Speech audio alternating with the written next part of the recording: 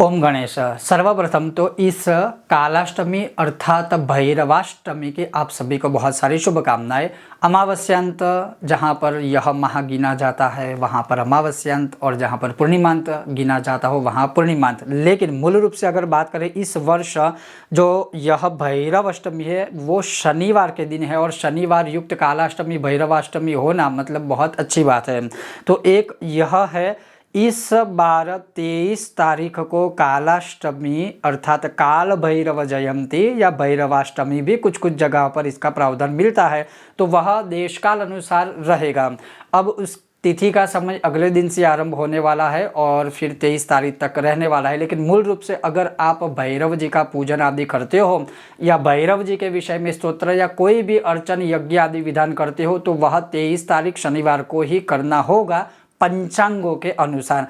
अब शास्त्र क्या कहते हैं, तो धर्म सिंधु आदि है, निर्णय सिंधु आदि है, यह जो सारे ग्रंथ है वह इस अष्टमी को अवश्य ही भगवान भैरव जी के लिए उपवास, व्रत, जागरण और 3 अर्घ्य देने का विधान जो है वह शास्त्रों में लिखा हुआ है, वह आज मैं आपको बताऊंगा। और उसके अलावा पूजन के विषय में या फिर उसके अलावा जैसे भैरव जी की मतलब पूजा या फिर नाम स्मरण या फिर दीपदान या फिर धूपदान, जो भी संक्षिप्त पूरा प्रैक्टिकल वीडियो है आज मैं आपको दिखाने वाला हूं। सर्वप्रथम जो है जो लिखा हुआ है वह मैं आपको सिर्फ थोड़ा सा संक्षिप्त में ही बता दूं। जैसे यहाँ पर लिखा हुआ है कि अत्र काल भैरव पूजां कृत्वा त्रयोद अर्घ्यं देयाः उपवासो जागरश्च कार्यः कृत्वा।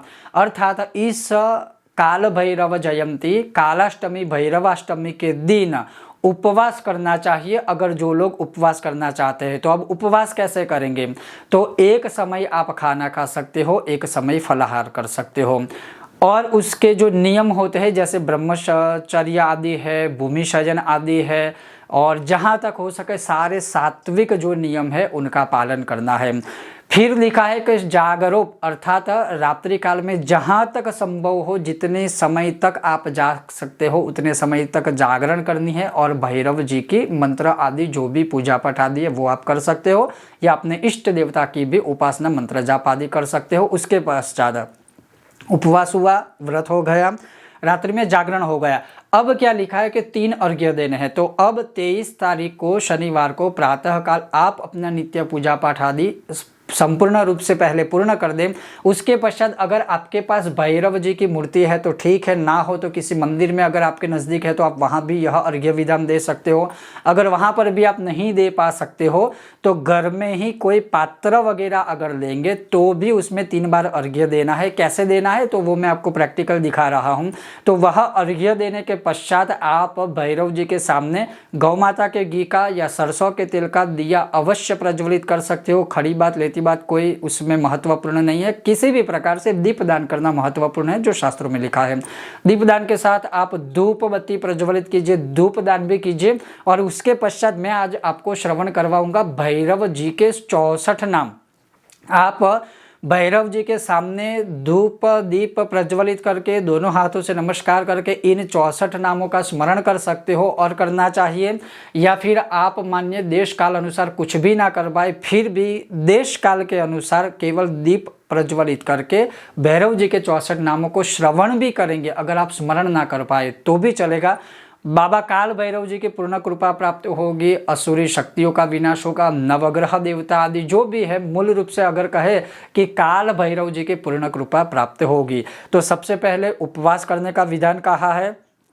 अगर आप उपवास ना कर पाए तो भी दीपदान करके भी आप इन 64 नामों का स्मरण कर सकते हो।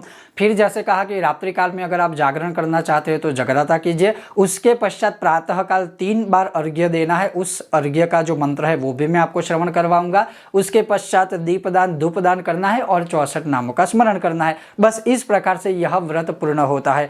अब अगले दिन अर्थात 24 तारीख को रविवार को पारण आदि विधान क्या इसमें होता है, तो इसमें ऐसा कुछ नहीं है। आप अगले दिन जैसे ही सूर्य उदय हो जाए तो आप जिस प्रकार से नॉर्मल अपना रूटीन शुरू करते हो वैसे ही करना है और कुछ भी करना नहीं है। इस प्रकार से आप काल भैरव जी को प्रसन्न कर सकते हो, अपनी कामनाएं पूर्ण कर सकते हो आप यह सारे प्रक्रिया के माध्यम से या शास्त्रोक्त विधि विधान के माध्यम से। तो अब आप वह प्रैक्टिकली देखिए कि किस प्रकार से हम भैरव जी को अर्घ्य देते हैं, दीपदान करते हैं, धूपदान करते हैं और 64 नामों का स्मरण करते हैं। तो चलिए अब मैं आपको वह दिखाता हूँ। तो जैसे आप देख सकते हो कि मैंने अर्घ्य भैरव जी को देने के लिए यह तांबे का पात्र लिया है और थोड़ा सा जल लिया है, क्योंकि सिर्फ 3 बार अर्घ्य देना है। यहाँ पर मेरे पास भैरव जी की मूर्ति है और शायद आपने देखा होगा मैं सारे यज्ञों में भी यही प्रयोग करता हूँ।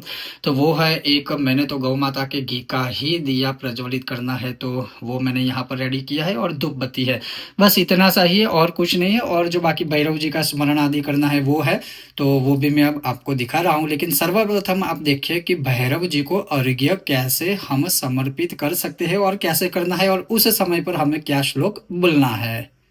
तो जैसे आप देख सकते हो यहाँ पर मैंने तांबे का कलश लिया है और फिर इसमें जल है और यह श्लोक बोलते हुए इसी प्रकार से आपको अर्घ्य देना है।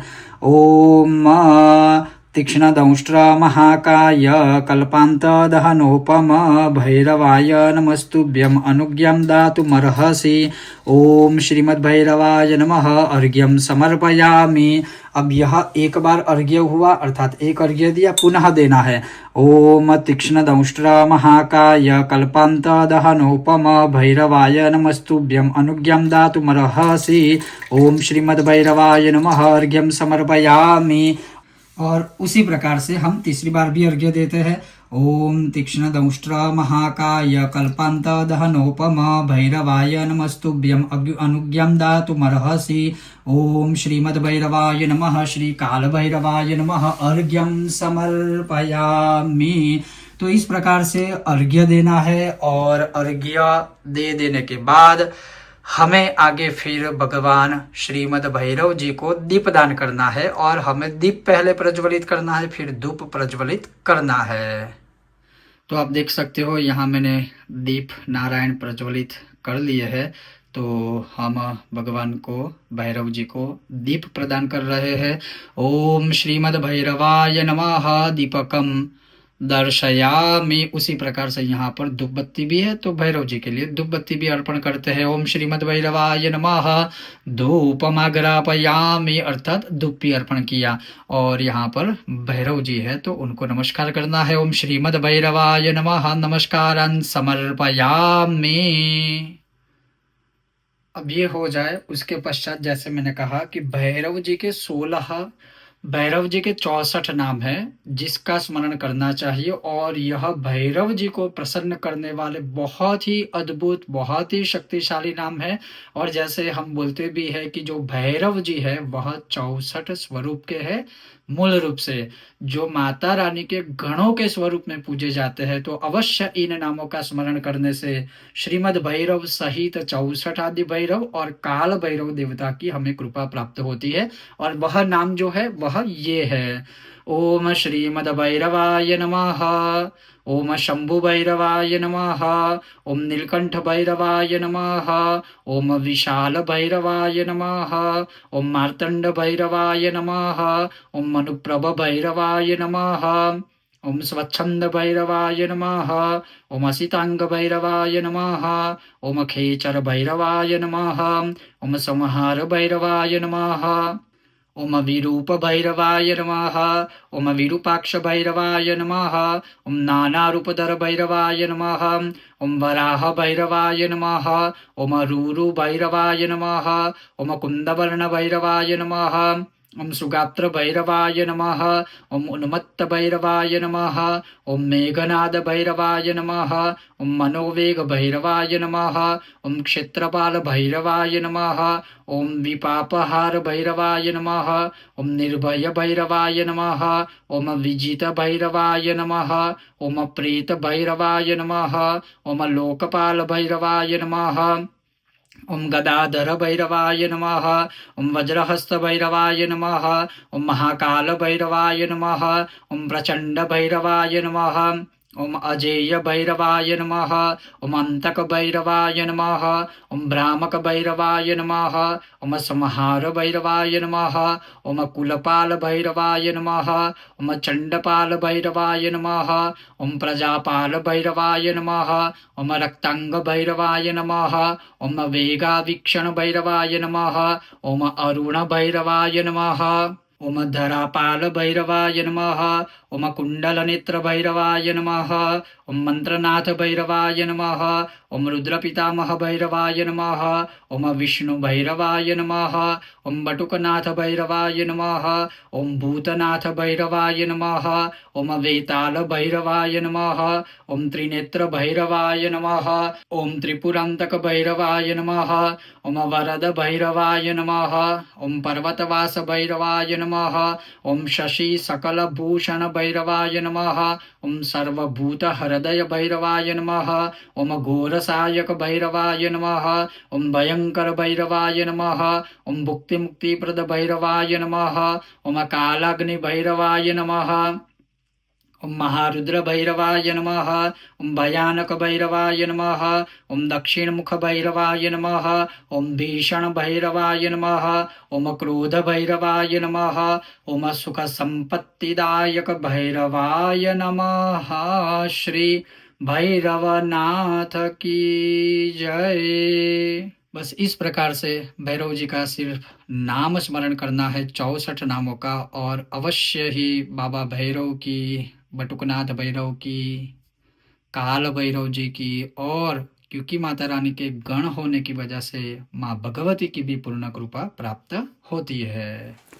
तो जैसे आपने देखा कि किस प्रकार से सहज है, सरल है, और ऐसा नहीं है कि यह क्रिया इसी समय में करनी है। अर्घ्य आप प्रातः काल ही दे दीजिए।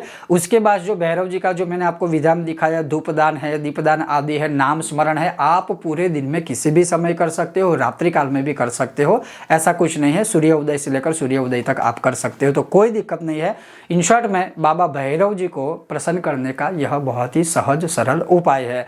अगर आपको यह विषय वीडियो पसंद आता है तो लाइक करें, शेयर करें, चैनल पर नए हो तो सब्सक्राइब करके घंटी का चिन्ह दबाइएगा। बहुत जल्द मिलते हैं नए विषय और वीडियो के साथ, तब तक आप देखते रहिए कर्मकांड बाय आनंद पाठक मेरे साथ। ओम गणेश श्रीमद् भैरवाय नमः।